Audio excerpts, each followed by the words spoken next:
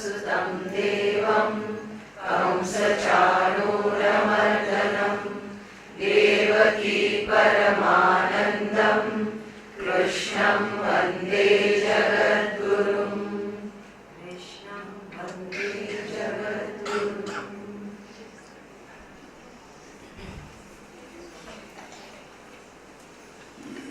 Welcome to the second session of Gita and Diplomacy. So last time we saw the introduction of Bhagavad Gita, the elaborate introduction. Today we will see the summary of the first chapter of the Gita. The first chapter is the setup of the entire Bhagavad Gita. As we saw last time, that the whole of the Bhagavad Gita is based on a particular context. And only when we know the context, we will be able to appreciate why Sri Krishna is saying a few things which he is saying. What is the relevance of the knowledge which Krishna is giving in Arjuna's life and in our lives? So in order to understand that, the context has to be understood. Also, the first chapter very beautifully brings out how people respond to situations generally. So what are the various ways in which we respond to situations? We will read only certain important shlokas. We won't be able to read all of them. But we will try and summarize the content of all the shlokas. So we will start by reading the first shloka. If you have the book, you can refer to it. Yeah. We can repeat. Om Shri Paramatmane Namaha. Om Shri Paramatmane Namaha. Atha Prathamodhyayah. Atha Prathamodhyayah. Dhritarashtra Uvacha. Dhritarashtra Uvacha. Dharma Kshetre Kurukshetre.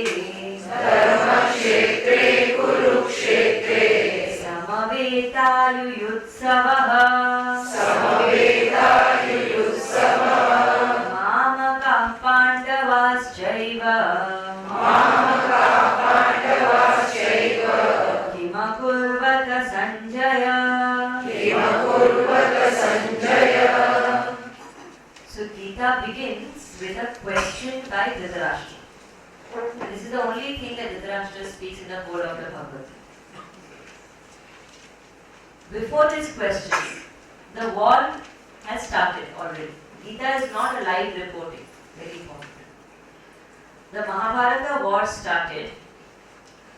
Before the Mahabharata war started, Dhritarashtra naturally was very concerned. You know the story of the Mahabharata. Dhritarashtra was concerned because his children were fighting a war. War against a much smaller, much weaker, but much more righteous and therefore much more confident army. So he was scared for his own children and concerned and anxious about the results of the war. Understanding that any father would feel that way Dhritarashtra felt, Vedavyasa approached Dhritarashtra. So Vedavyasa comes to Dhritarashtra in his palace and says that I can give you a divine vision. This divine vision is not like a live telecast. A live telecast is much, much less advanced than divine vision.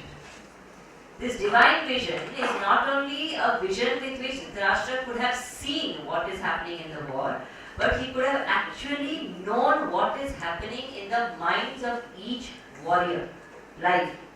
This is something completely different. This is the Divya Drishti that Vedavyasa offered.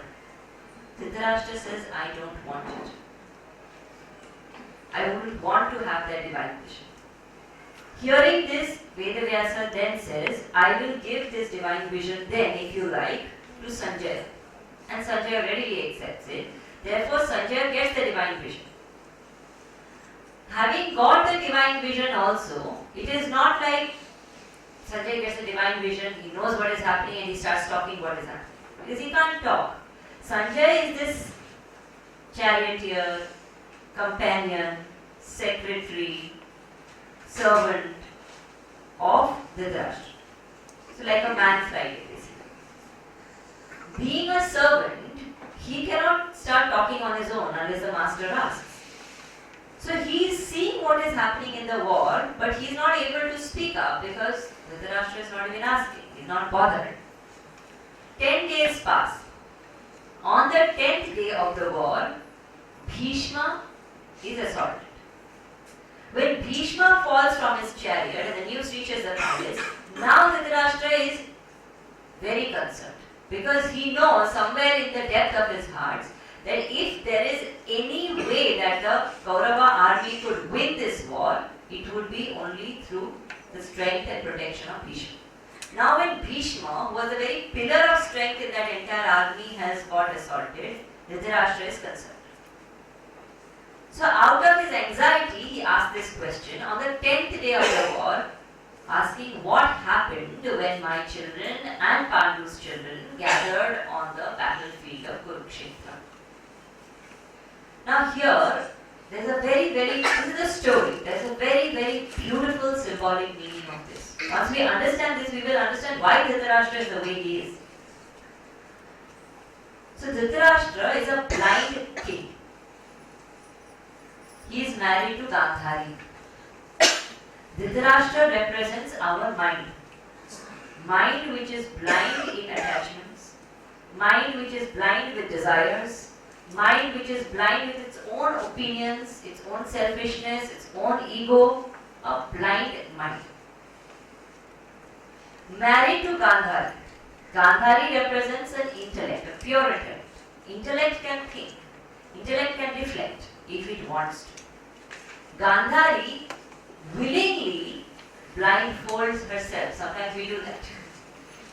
Mind is already totally carried away by desires. Intellect combines with the mind and starts making decisions based on the emotions and desires without thinking properly.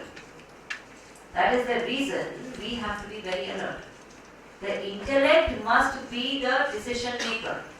If it comes under the influence of the emotions and starts making decisions without considering the right and wrong, without considering the principles, then that can be dangerous decision making.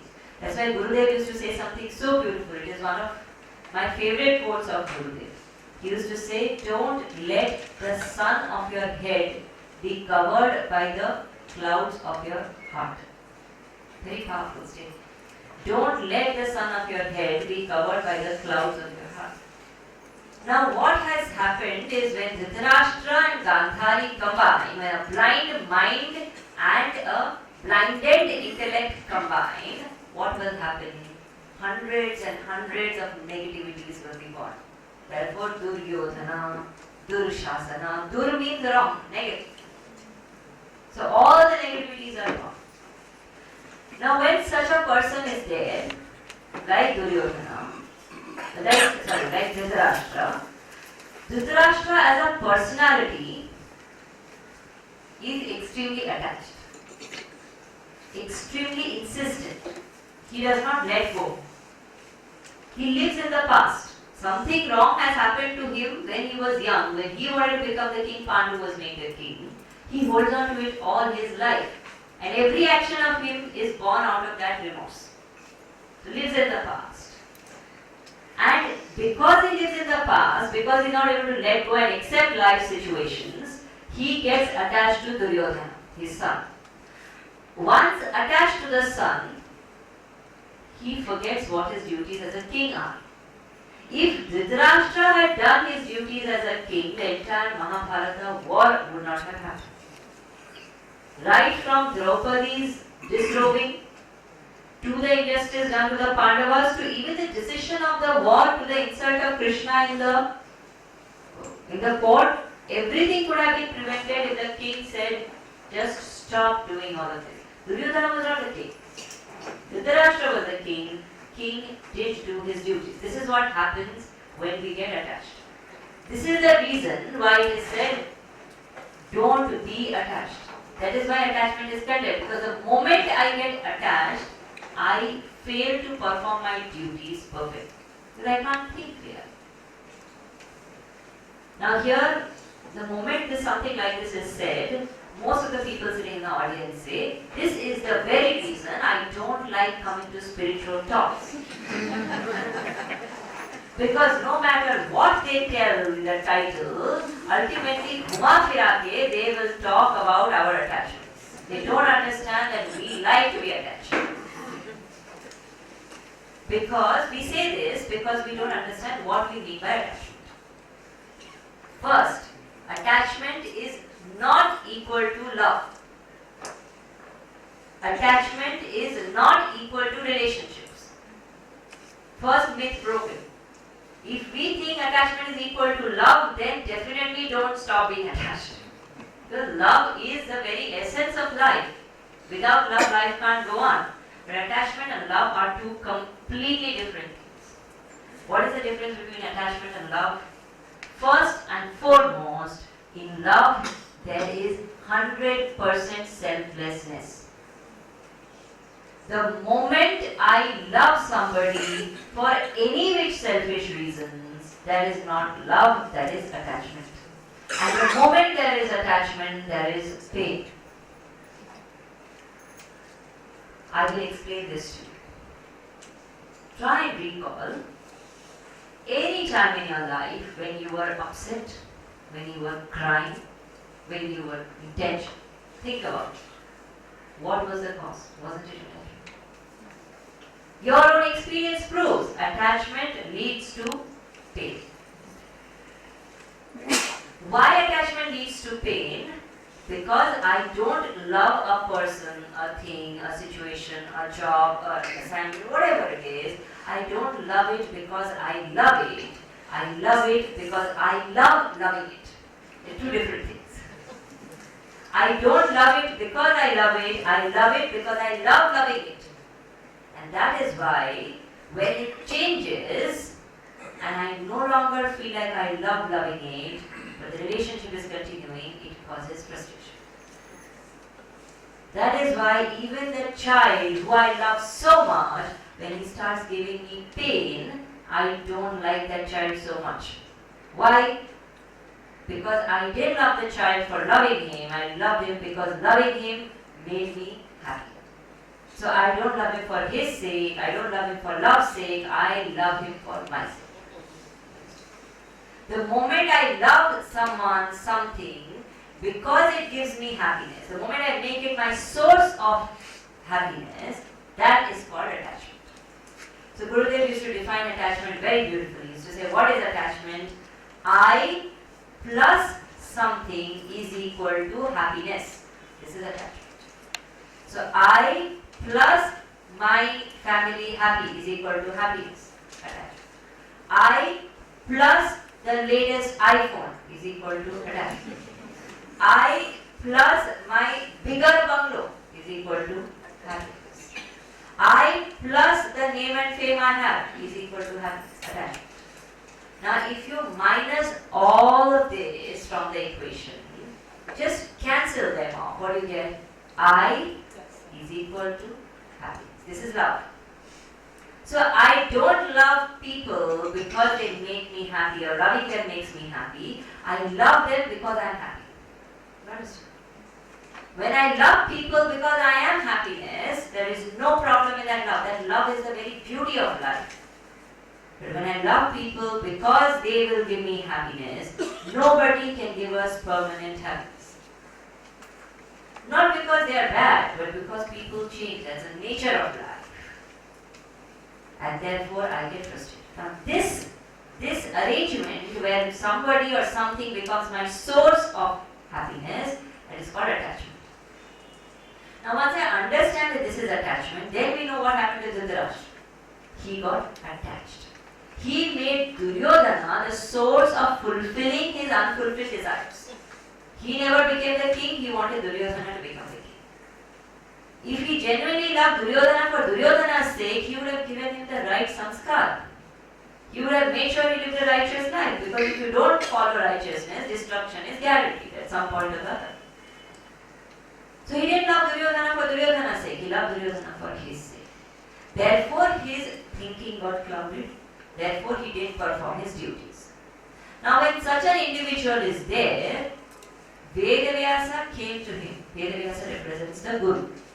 When such an individual is there who is blinded by his own desires and ego and selfishness, even if the Guru comes to the doorstep and offers knowledge and vision, we can't receive it. Why we can't receive it? Because we are Dhritarashtra.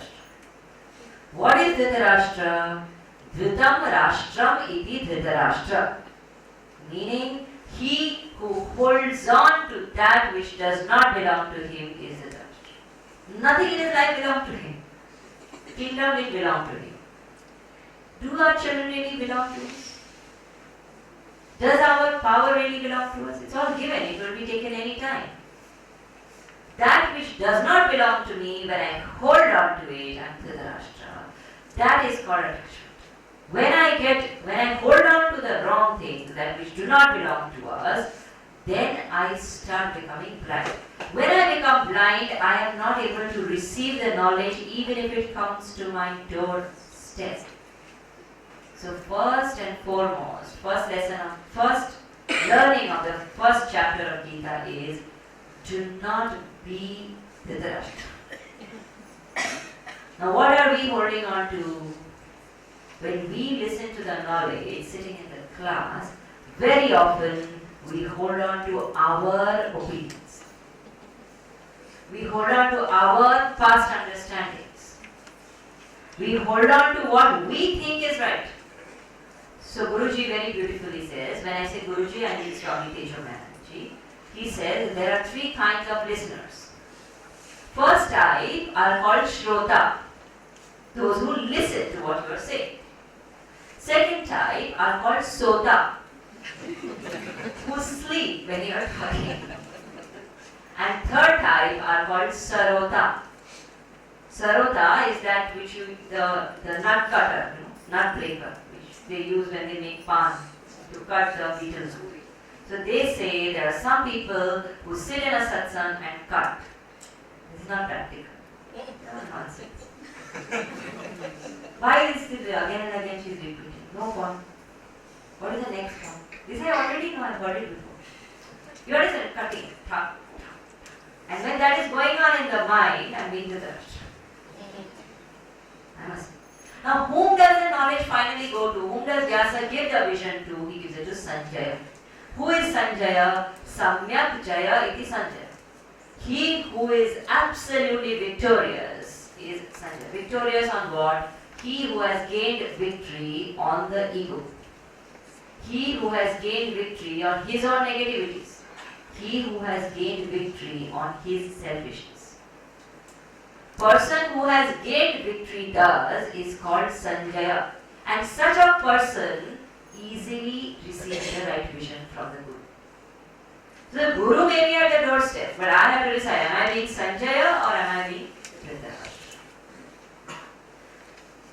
So the situation faced by Dhritarashtra is that his son is fighting up, his family is in a battle situation. And this is not an easy situation to face. To have a battle in the country itself is terrible. To have a battle in the city is horrible. To have a battle in the family, it's not a court case, it's not a feud, it's a battle where each one is out there to kill each other. So he is facing a battle in the family. Very difficult situation. This is the exactly same situation which Duryodhana is facing. This is the exactly same situation which Arjuna also is facing. Everyone is facing a battle in the family. What does Dhritarashtra do? All three of these people in the first chapter have three great learned men of vision around them. Dhritarashtra has Sanjaya, Duryodhana has Dronacharya, Arjuna has Krishna. All three are facing the same situation. All three have able people who can guide them, but all three respond in different ways. What is the Dhritarashtra way to respond to the situation?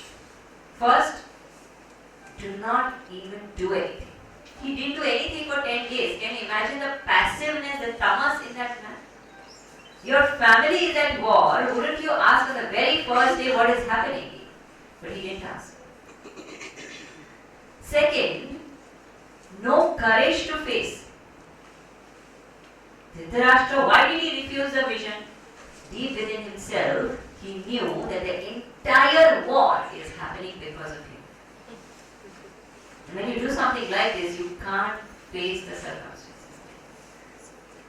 That's why it is said, very beautifully, it is said that we are very strange people. We love pleasure, comfort, happiness. We abhor sorrow, discomfort, pain. But we love to do things which will lead to sorrow, discomfort, pain. And we hate to do things which will lead to pleasure, happiness, comfort. Something as simple as wake up in the morning and do your exercises, do your yoga. Painful, no doubt. If I do that, it will lead to a comfortable, healthy, long life. We don't like doing that. We like to sleep in our blankets, but we want a happy, long life. We like to eat junk food, but we want a fit body. You understand? This is the tendency of the human mind. I'm just giving an example. Now when this tendency is there, Dhritarashtra is exactly like this. He has done things which will lead him to his whole family to destruction. Now he doesn't want to face it. Otherwise, which father will refuse this kind of a divine vision? No courage. So no courage to face the situation. Complete passiveness. Non-performance of duty. Certain people respond to situations in this way. When they face a situation, first of all, they won't face it. They will avoid the situation till it gets really bad. Second, they won't do what they are supposed to do. And third, they will behave in such a way that it only gets worse. That's what Dhritarashtra did. Complete passiveness. This is the Dhritarashtra way to respond to a situation. Many times we respond in this way to certain situations. We just don't do anything about it till it gets worse. We don't take action. We don't perform our duties. We get totally attached. This way, this Dhritarashtra way of responding to a situation is a tamasic way to respond. Tamas refers to inertia. So when a person is intellectually lazy, not just physically, intellectually lazy, we don't want to think. We don't want to do anything about it. We just avoid. Second way to respond to a situation is how Duryodhana responds to the situation. We will read the second verse of the Gita. Sanjaya Uvacha Drishtva tu Pandavanikam Vyudham Duryodhanastada Acharyamupasangamya Raja Vachanam Abravit. Sanjaya Uvacha. Sanjaya starts speaking. Now the question of Dhritarashtra also very categorically shows the level of attachment he has. Actually, if you understand the history of the country, there was one family where there was this king called Kuru. People who belonged to that family were called the Kuru dynasty, the Kauravas. So everybody in that family is Kauravas. There is nothing separate called Pandavas actually. This term was introduced by Dhritarashtra. He says, Mamaka Pandavas Chaiva. So he discriminates there itself. I and my. My kids and Pandu's kids. What did they do on the battlefield? So he could have just asked what did the children of the family do when they gathered. But no. My children and Pandu's children. So his attachment and discrimination is completely clear in that first verse. His question is what did they do? Because he says my children and Pandava's children, Sanjaya is an intelligent man. He knows that he is actually not even interested in Pandu's children. He is not even interested in the Pandavas. He actually wants to know what happened to my kids. So he starts by explaining what Duryodhana did. So what did Duryodhana do? Same anxiety, same situation, family war, there is fear. Now what is Duryodhana doing? Duryodhana goes to his Acharya, Dronacharya, intelligent man. At least he goes to his Guru. But what is going on with Duryodhana just now? Now the very personality of Duryodhana we have to understand. Duryodhana has grown up nurturing hatred. Duryodhana has grown up believing that it is okay to compromise. And this is a very, very dangerous thing to grow up with. Because what happens is, values have a very strange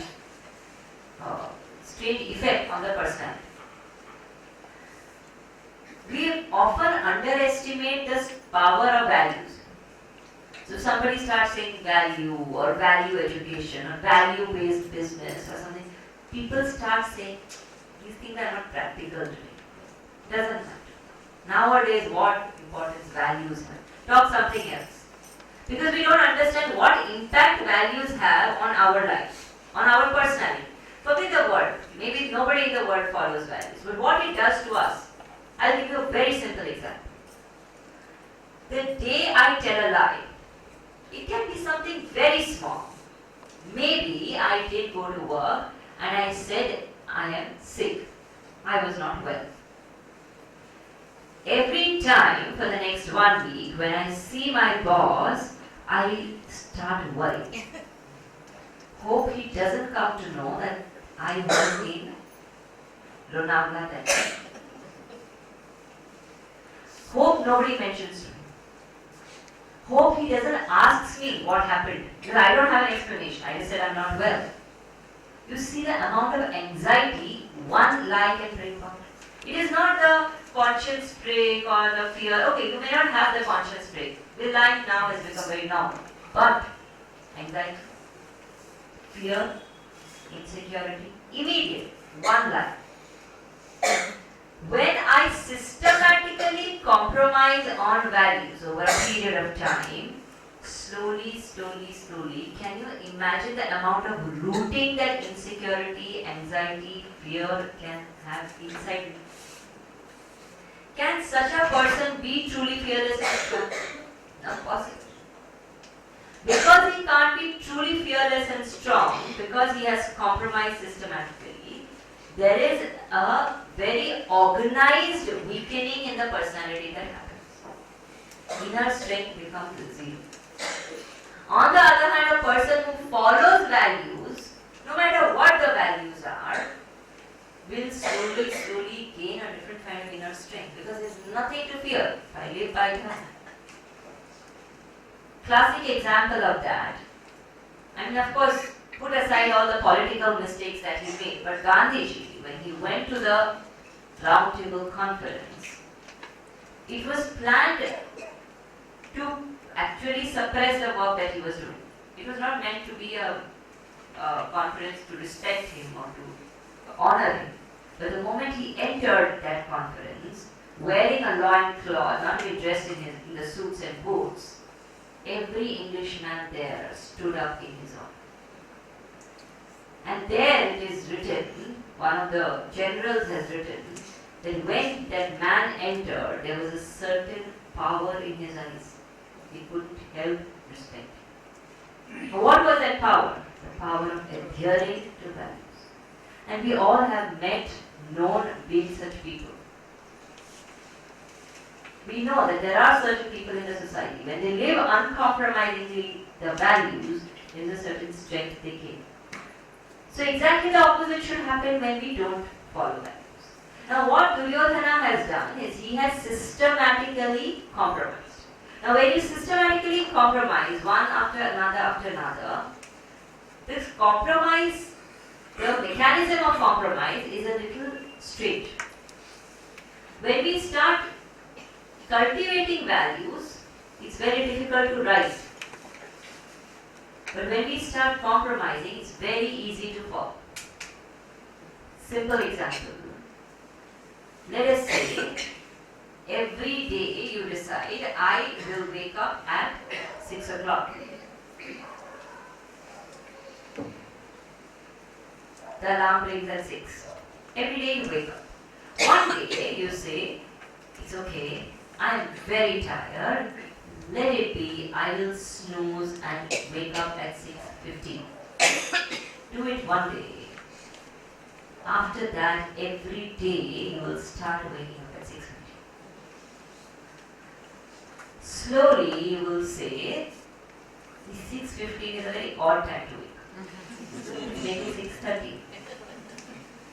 You understand? The moment I start compromising, it goes lower and lower and lower. In anything.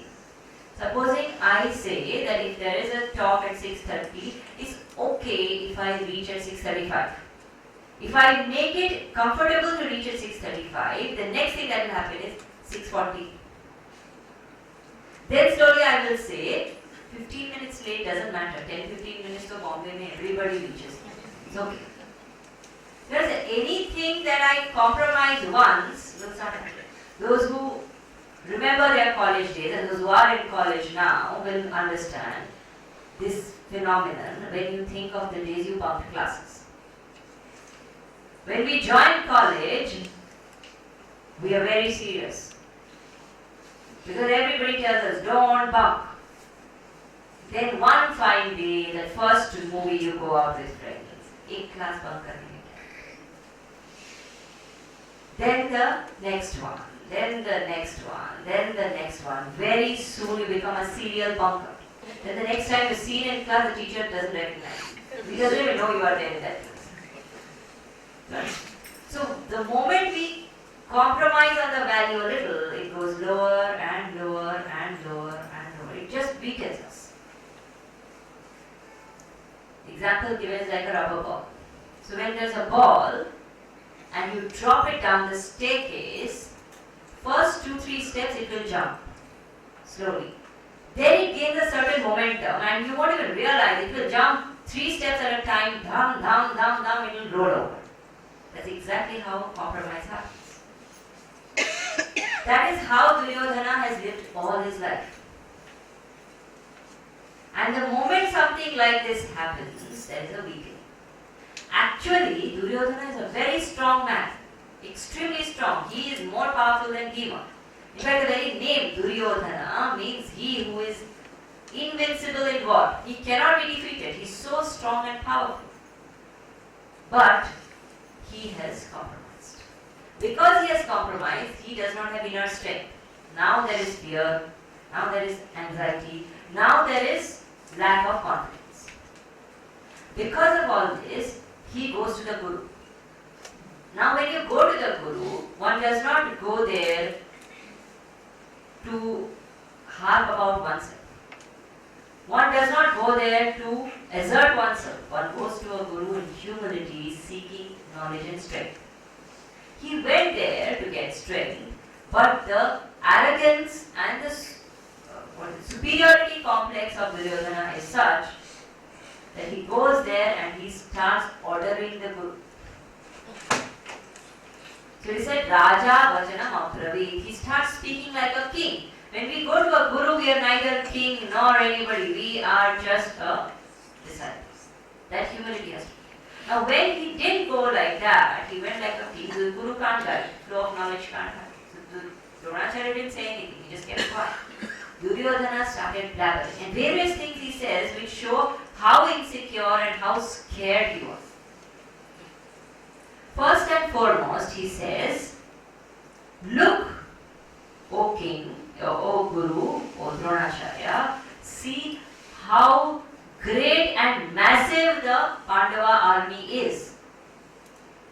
How limitless the Pandava army is. And see how insufficient our army is.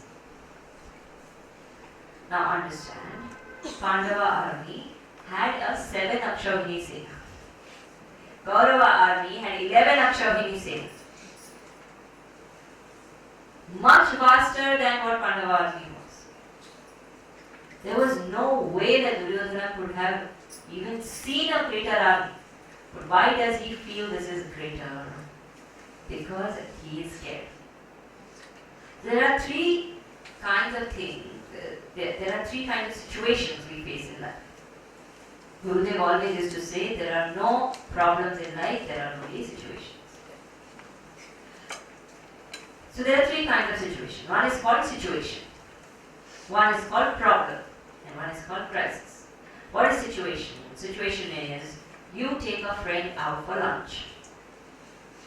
You have a sumptuous meal to the brim, and because you're meeting up a long time, so you order every kind of drinks and 6-course meal and then the dessert and everything is served, and then the bill comes there and you realize you are not carrying your wallet. Situation.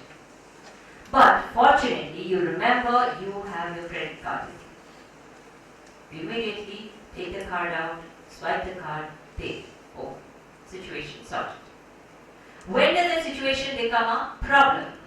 So when you take your friend out for lunch, you have a sumptuous meal, and as the meal is over, the bill comes there, you look at the bill, you realize you are not carrying your wallet or your credit card or anything at all. That's a problem. But you remember you have your mobile phone. Fortunately, you've not forgotten that.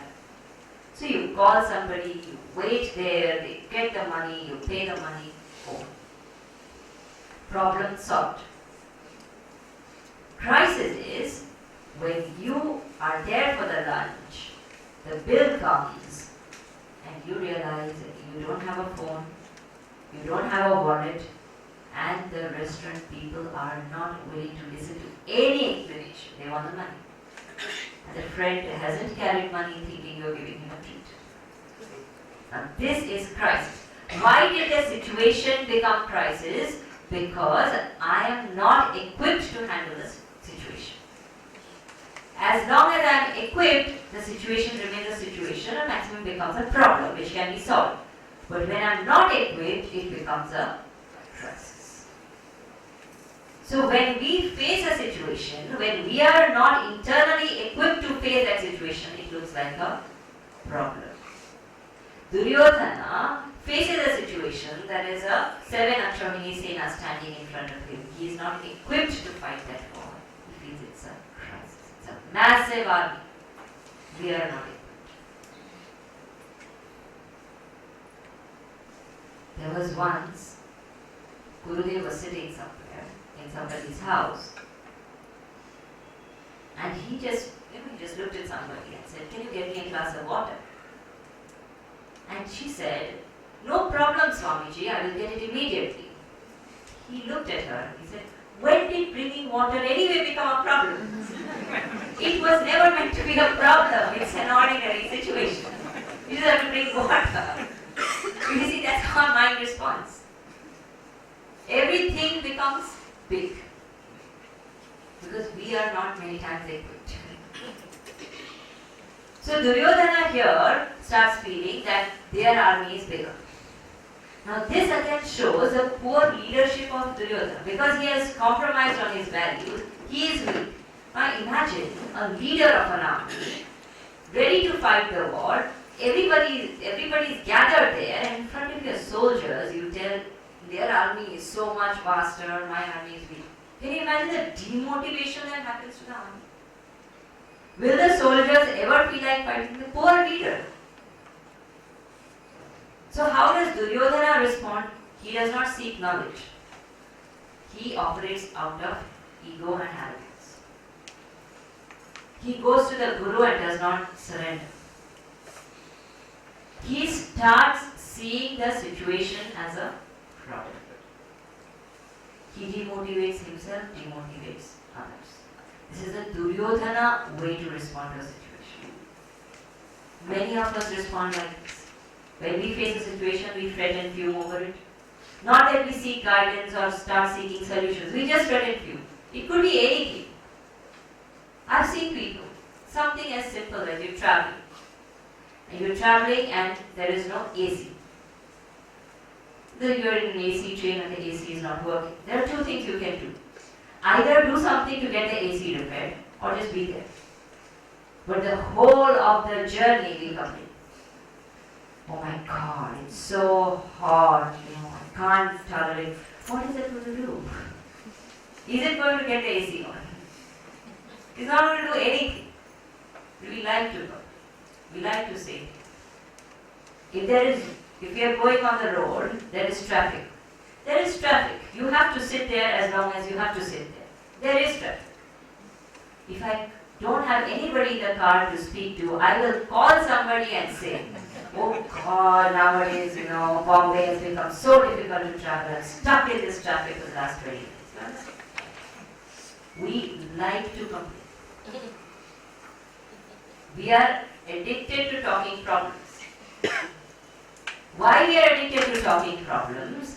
Because we don't seek solutions. This is what Duryodhana syndrome is. When out of our own ego, we are trapped in that. So we feel very comfortable in that self-victimization, in that blabbering, in that problem, and we remain there. Then knowledge can't flow.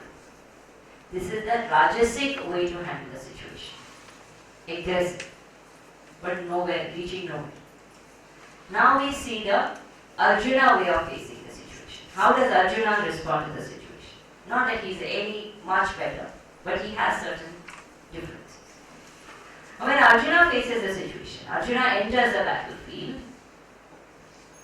and he is definitely shaken to see the scale of the battle. Many times, no matter how much we prepare for something, we can't imagine the scale of what happens until we face it. So he is shaken up. He tells Krishna, take my chariot to the center of the battlefield. I would like to see the army of both sides who have gathered to fight the war. Now just imagine, one reaches a battlefield and one says this to one's charioteer, take my chariot to the center. Think how confident this person must be. He's not scared. He's shaken, but he's not scared. If he's scared, he won't say anything. He won't even dare to go there. He's saying, take it to the center. I would like to observe. So he has that vision. He has that clarity. He knows why he is standing there. And Krishna takes the chariot in the middle of the battle. Now here we have to appreciate Krishna. Krishna could have said, no need to go there. You just stand where you are and you fight the war. Simple. You're safe. Why does Krishna take the chariot to the battlefield? This is a very controversial thing because a lot of people think because Krishna took the chariot to the center of the battlefield, Arjuna became weak. So Krishna is responsible for Arjuna's downfall. Now we have to understand nobody else is responsible for our downfall. First, Krishna was doing his duty. Krishna always did his duties in whichever role he played. When he was the son of a cowherd family, his father was the leader, he was the sarpanch of the village. He had the liberty to not do anything. But every morning Krishna would take the cows and go take them out to graze. Why? Performance of duty. When he was a charioteer, it was his duty to obey whatever was told. He is not supposed to do anything. So he did that. And he fulfilled his duties to his completeness. It is said in the Mahabharata that in the night time, when all the soldiers would sleep and rest, Krishna would actually attend to the wounds of the horses, massage their feet. The whole day they were standing and running around. Massage the feet of the horses. Doing his duty as a charioteer completely. So Krishna was only fulfilling his duty. He was told, take the chariot to the center of the battlefield. He took it. Nobody can blame Krishna for any of it. We have to understand this because we have this tendency of blaming others for our weakness. If Arjuna was not attached, he would not fall. Arjuna fell because of his own inner weakness, not because of Krishna. Otherwise, we are very, we are masters in blaming. So every time somebody says, why do you always get angry? I don't like getting angry at all. But this person is so irritating. Because of him, I can't help it. You understand? We blame the other person. Very easy that is. So we have to understand, no became weak, he became weak because he was weak. Nothing else is responsible. And why did he become weak? Because he had weakness in him. Anyway, if he didn't have that weakness, nothing would happen. Yudhishthira did not become weak. Arjuna became weak because he had his own attachments. Now what happens is, when he goes there, he sees his own family, he sees his own relatives, he sees his own brothers, he sees his own teachers, and he's shaken. He totally breaks down, in fact. Why does he break down? A lot of people think that he breaks down because he's taken by surprise. So suddenly, he sees all his relatives in front of him. That's not true. In school, we have something called surprise test. I don't know if nowadays schools do that. We used to have it, we were kids. Suddenly the teacher walks in and says, today we have a surprise test. This was not a surprise test. Arjuna had systematically prepared for this war for 12 long years. 12 years is not a joke. For 12 years, you prepare for a war, you know exactly what is going to happen there. He always knew he was going to fight with his relatives and kill them. It was not a surprise. Why then did Arjuna become weak? We spoke last time also about role clarity and goal clarity. Two things he forgot. One is role clarity, second is goal clarity. First, role clarity. What was the role he was playing at that time? He forgot that he was a soldier. He was not a son, not a friend, not a brother, not any of it. He was a soldier. Second thing, he forgot why he was there. So Arjuna starts telling Krishna, Krishna, I don't think I can fight this war. Now when you say something like this, you prepare 12 years for war. All the arrangements are made and you say, I don't think I can do this. You have to really support it with good reasons. So Arjuna comes up with reasons. These reasons are very interesting. Why they are interesting is because these are the kind of justifications we give during our weekends. First justification, physical. Krishna, my hands and legs are shivering, my head is whirling, I have fever, I cannot stand. I can't fight the war. Commonest reason. Many people do that. If supposing you have made a mistake at work, in your office, and you know that the next day in the meeting you're going to get fired, you understand that morning what kind of a headache you get. You will be ready to make any excuse and say, today I can't make it to work. It's not that you're making it up. You're actually going through it. It's a psychosomatic illness. So Arjuna first excuse is, I am not feeling well, I can't fight. And Krishna at that moment could have said, Arjuna not feeling well, let's postpone the war for 3 days. Very easy. Krishna doesn't do that. Krishna doesn't even respond. He just keeps quiet. Now when you are anxious and you start talking and the other person does not respond, you know how miserable you are. It's the worst thing to happen. If he fights with you, it's perfect. You can go on and on and on and get tired and frustrated, that's fine. But if you are going on, saying something, and the other person just stands quietly and stares at you and listens, but doesn't say anything, you are totally unknown. Because you don't know what's happening on the other person's mind. Now this is what is happening to Arjuna. He doesn't know what's happening on Krishna's mind. He wants Krishna to approve what he's saying. He wants Krishna to say, okay Arjuna, go home, come on, doesn't matter. You want to go to the forest, go away. Be a sannyasi, it's okay. Krishna doesn't say anything. Arjuna is totally shaken. So then he goes one rung still lower. He says, Krishna, I don't think I want the kingdom. I don't think I want the kingship. I don't want the power. What will I get by killing my own relatives, my own friends for the sake of power and kingdom? When this is said, many of us sitting in the audience will start feeling so right.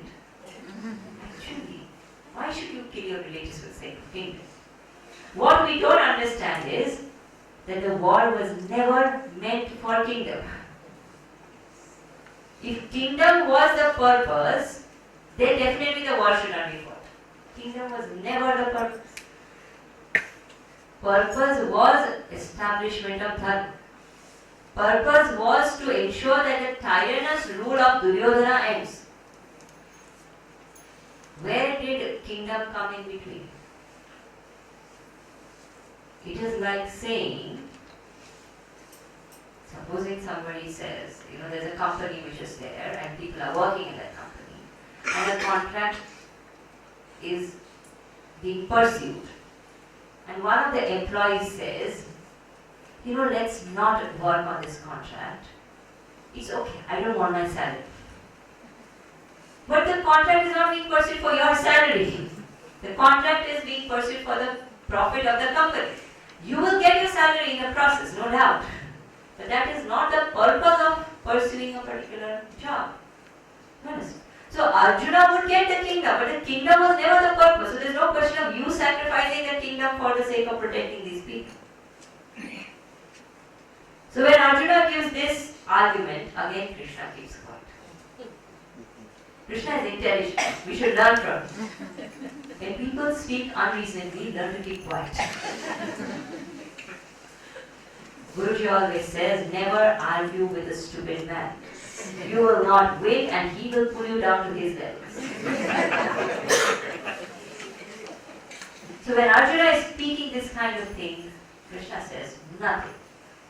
Then Arjuna goes one level higher. He makes it very, very mystical.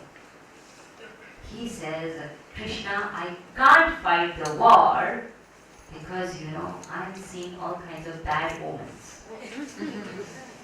I think something wrong is going to happen. This war should not be fought. Now this is very special. Everybody, everywhere in the world has some kind of superstitions, omens, beliefs, which they pursue. Every community has. It's not Indian. Indians, of course, have a very special excuse to not do things. Planets. Shani is not in his right. That only we have. Omens everybody has. So he says these bad omens are there. It's not the right time to fight the war. Krishna doesn't say anything. There was once, when Gurudev used to do his yagnas, talks, sometimes when he would walk down the platform, he would, those people who had organized and really worked hard, he would give certain things to those people out of his love and compassion.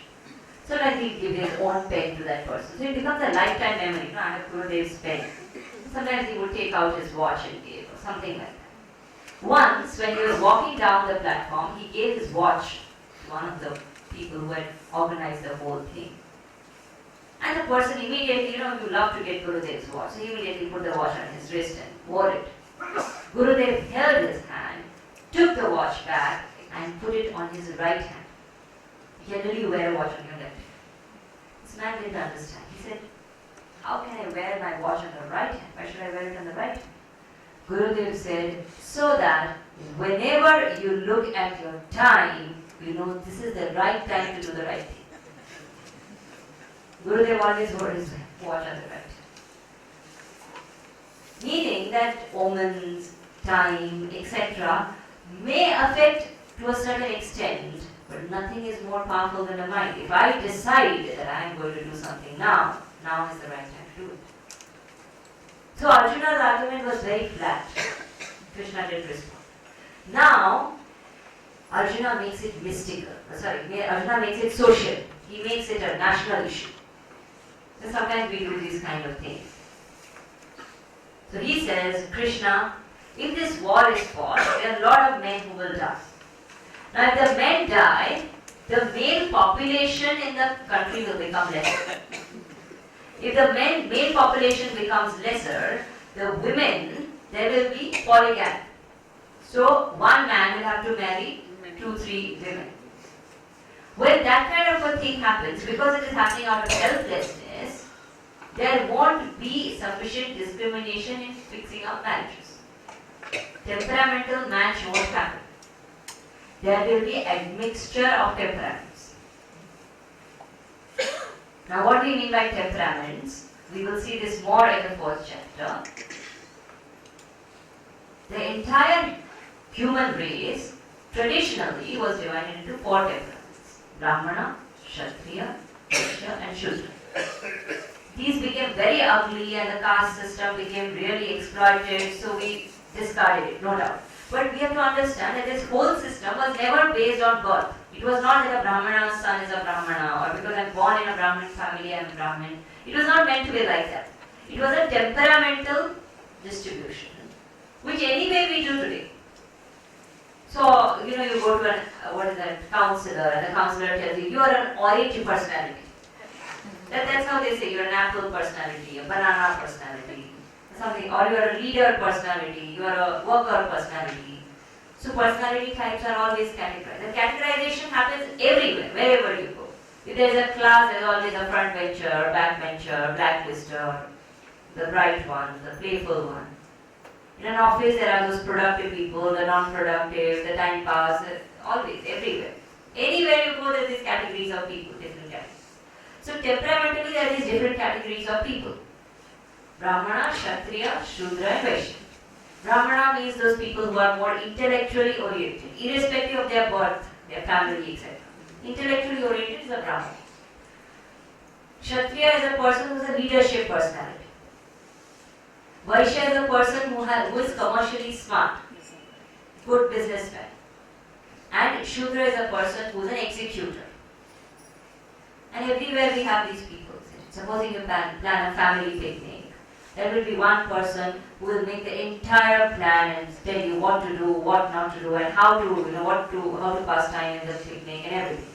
There will be one person who will say, I will ensure every relative comes. He knows how to gather people and lead them and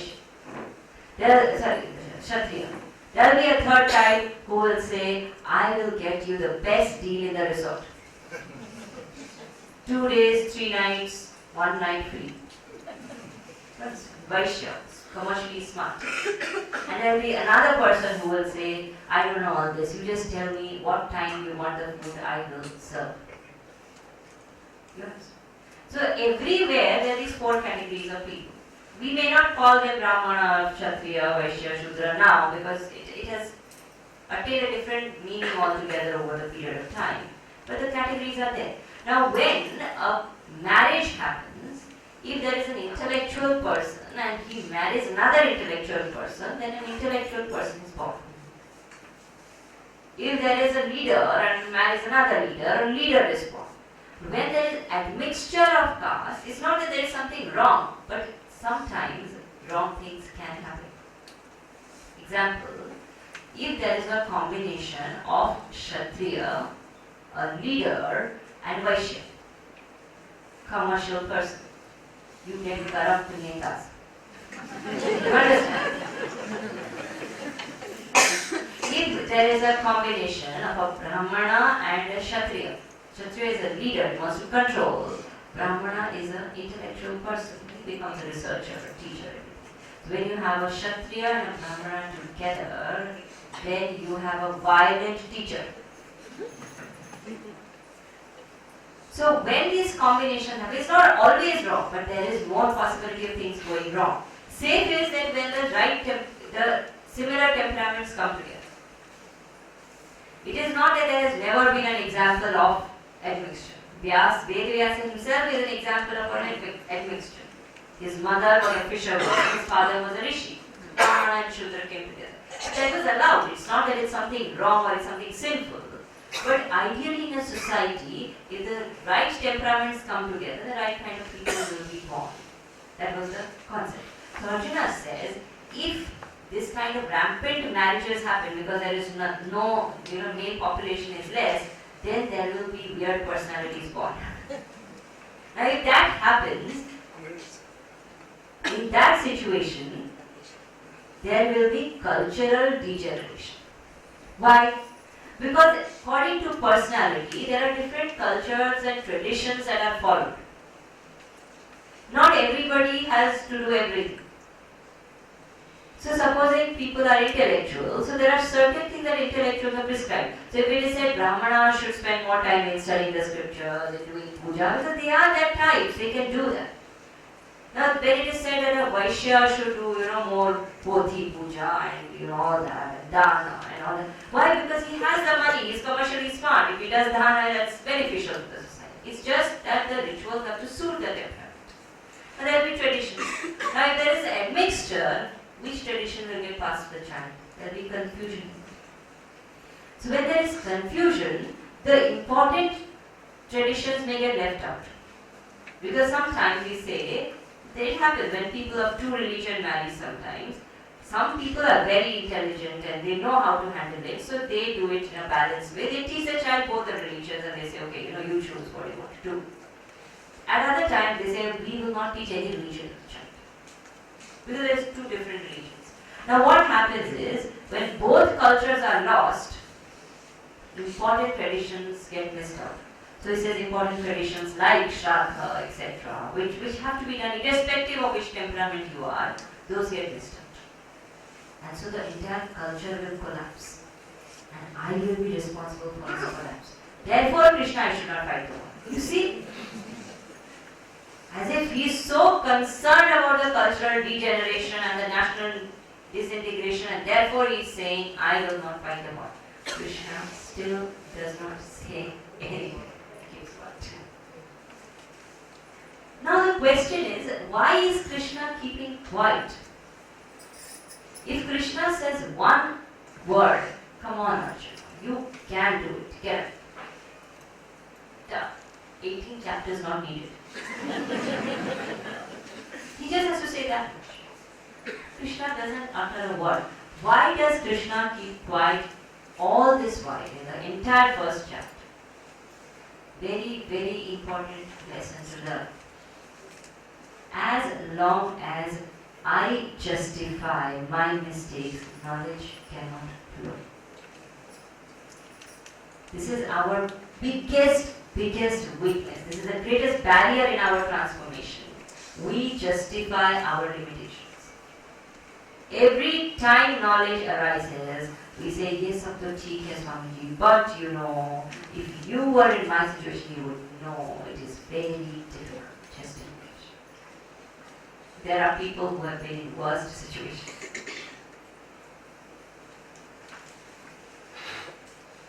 We know that we have to be peaceful and calm, but little attachment is natural. Little attachment, just difficult. The moment I know attachment causes pain, I say, I am going to work against it. This is a seeker. Until and unless I reach that point where I stop justifying my mistakes. And we don't just justify, we philosophize. Arjuna does that. So he's talking about peace and national harmony and blah blah, and selflessness and what is the use of Rajya and all that. And why? Because he's philosophizing. We philosophize.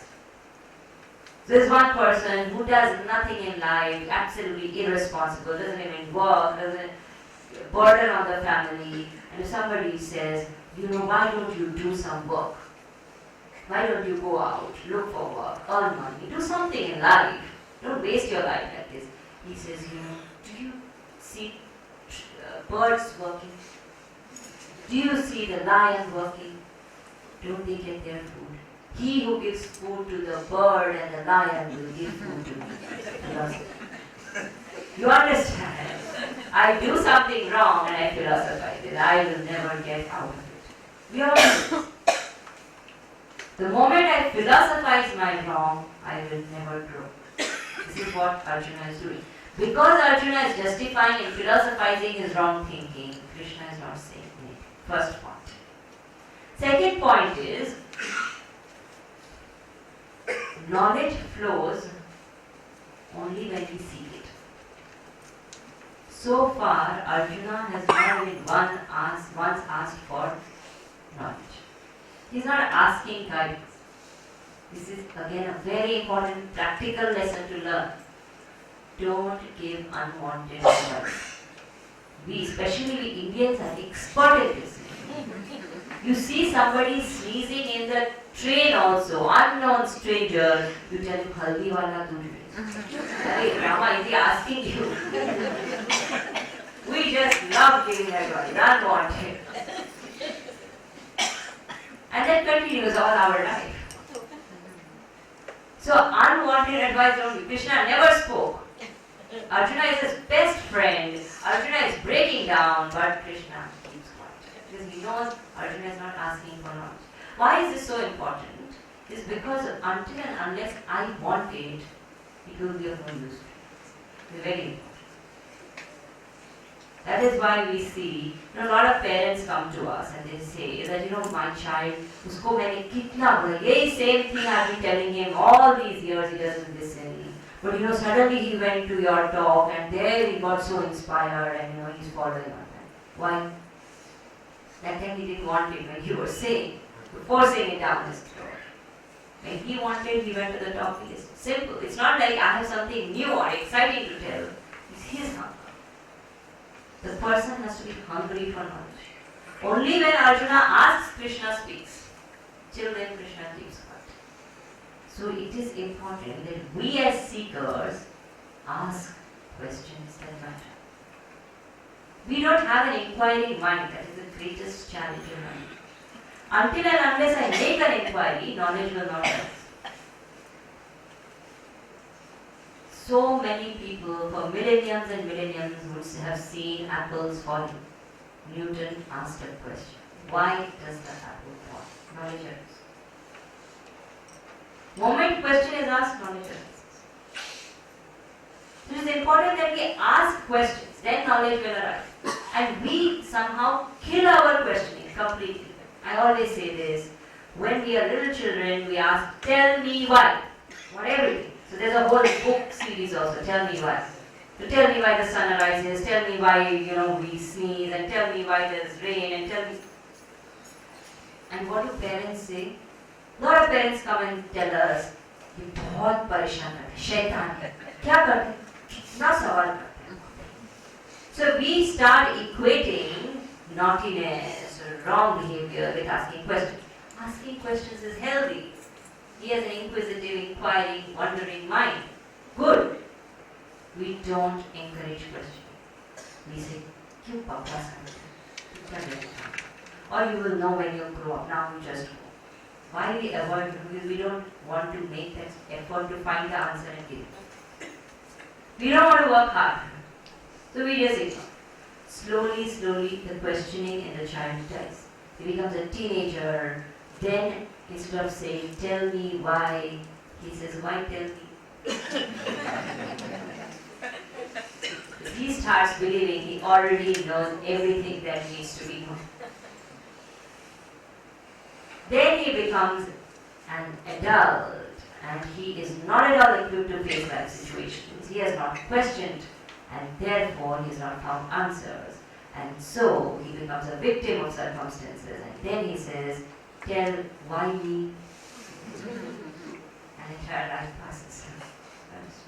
So asking questions is very important. Inquisitive mind. Till Arjuna asked questions, Krishna did answer. And let alone the philosophical, high-fi Vedantic questions. We're not even talking about that. Let's ask basic questions. Why do we go to work?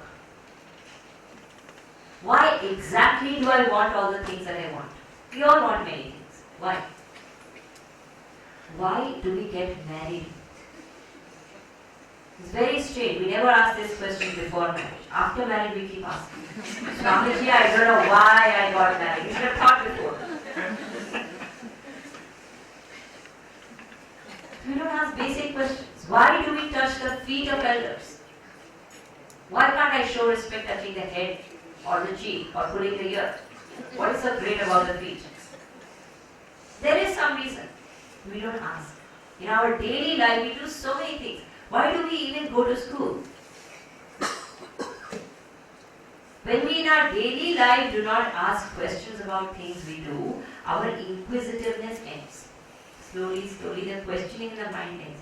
We just become like flocks of animals. just doing whatever is happening. Herd mentality. Why do you do anything that you do? It's always been like that. My mother taught me to do it this way. These are answers we give. We don't have the answers. Because we don't question these basic things in life, we don't question the higher things. When you develop a questioning mind, ultimately one will reach that point where one says, why am I living? Why is it that so many millions and millions of people are dying in so many different ways? I am still breathing. What is my purpose of living here? Why am I born? How is it that suddenly death happens? What happens after death? How is it that in this journey between birth and death, I can be a happier person? How can I make my journey here more comfortable for myself and for others? These are not questions we ever will reach because we have not asked the basic questions. We have not developed an inquiry mind. And until and unless inquiry happens, we cannot find answers. Now here a word of caution. Questioning should be questioning which is genuine. Very important. Many times we ask questions to test the speaker. And we know exactly where that question comes. They will start the question only like that. Swamiji, I have asked this question to many people before. You still didn't find the answer. It just means that I am asking this question to test how much you know about it.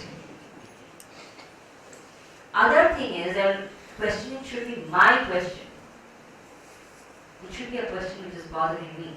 Many times people ask a question, you give an answer, and then you say, how come you asked this question? No, I don't have this question. I was just asking on behalf of everybody. Question should be my question. It should trouble me. Once when one person asked a question to Gurudev in a Piksha, he told him, I will not answer your question now. But you write your question and keep it. Keep it till it doesn't let you sleep in the night. Keep it with you till you start getting up in the middle of the night and thinking, why? Why is it like this? Then you come to me and give you answer. Then you genuinely are hungry for an answer. When Arjuna got genuinely hungry for the answer, he got it. So till that point, he has dropped his bow and arrow, got up from the chariot, fallen on the ground, weeping and saying that I can't fight the war.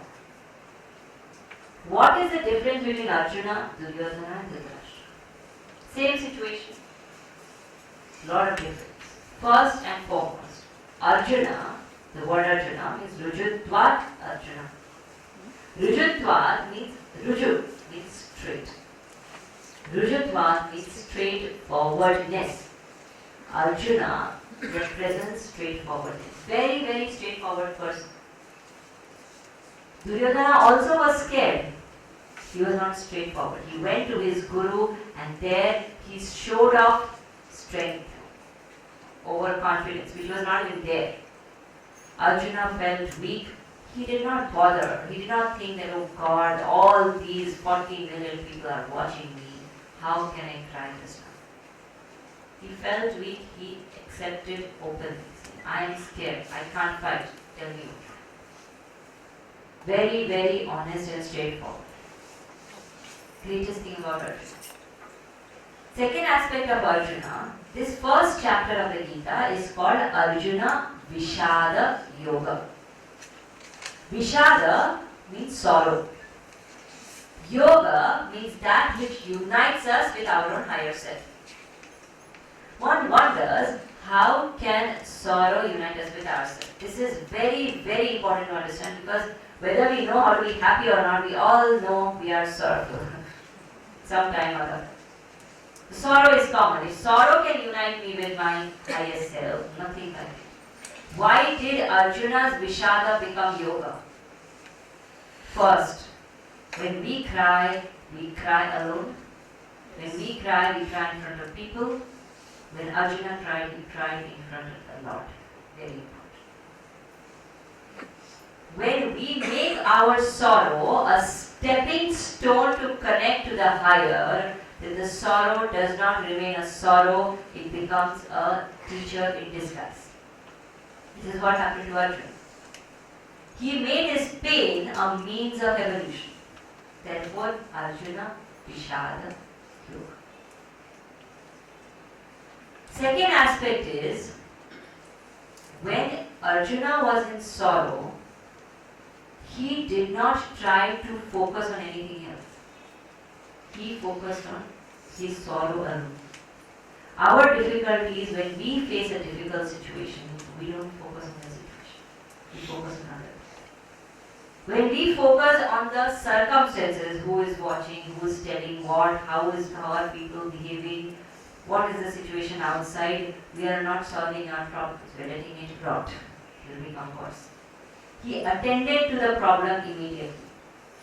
The moment he found a problem, he attended to it. Maybe initially he was confused, so he was giving all kinds of wrong justifications, all of that. But at least he knew that there is problem and he attended to it. Others didn't attend to the problem. So these are the three ways to respond to a situation. One is when you do not respond at all. You do not do what you are supposed to do. That's it, tamasic. Second is rajasic, where you attend to the problem, but you attend holding on to your own ego and selfishness and arrogance. You are not able to think clearly at all. You don't open up channels of learning. Third is you attend to the problem in a straightforward manner and make it your means of liberation. There's a very popular author called Robin Sharma. He says very beautifully, he says there are no tragedies in life. There is either happiness or learning. Very powerful. There are no tragedies in life. Every challenge in life can be a means to grow if we make it Vishada Yoga. I'll conclude with a very beautiful story.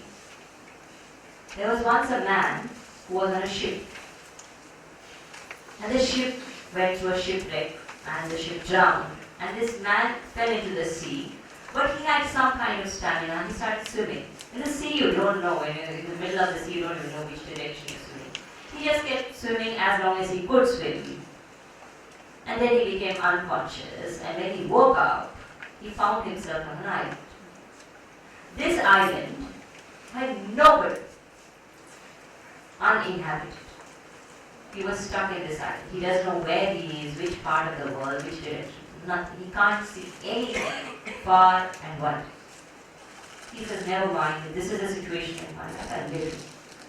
So he goes into the forest, explores a little. He finds that there are some trees and plants and roots which he could eat. So he gets some food, tries to create fire, eats it. He starts living there. So every day he would go into the forest, bring some food back, eat, and manage his life somehow. Living all alone on the island, what else would he do? After some time, as he was settling down, he got some leaves and branches and all that from the forest, built himself a small mud-thatched hut. Started living in the hut. One day when he had gone into the forest to get some food, he came back and found his hut was on fire. This man broke down. He was absolutely in tears, despondent. He fell on the ground and he said, "Oh God, what is this? You made my shipwreck. I didn't say anything. You made me land up in this island where there's not a single person. I didn't say anything. I was somehow going on with my life, picking myself up. One hut I built, that also you put on fire. Don't you have any mercy, any compassion?" And he was just crying and upset, and he was so depressed, he became unconscious, fainted. After some time, he was woken up by two men. He opened his eyes and he asked, "Who are you?" They said, "We are sailors." We were sailing in the sea and we saw your smoke signal and understood that you were stuck here. We have come to rescue you. So it is said, every time your little hut catches fire, remember there's a smoke signal going up to rescue us to a higher level. When Vishada comes, make it Arjuna Vishada Yoga. Then knowledge will follow. Bhagavad Gita will happen. We meet back on the 18th of October. Om Purnamada Purnamidam Purnam Purnamidam